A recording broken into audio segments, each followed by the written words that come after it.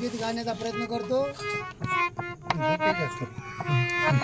गावोगावी गोंधळे जात होते तिथे त्यांना आताच एक गीत गायल्याप्रमाणे समाजामध्ये फुटी दिसत होत्या आणि त्या फुटीमधून त्यांना असं दिसलं की हे धर्मापासून लोक दूर जात आहेत। म्हणून त्यांना बाबासाहेबांनी दिलेल्या धर्माचा काय महिमा आहे, काय महत्व आहे हे सांगतात।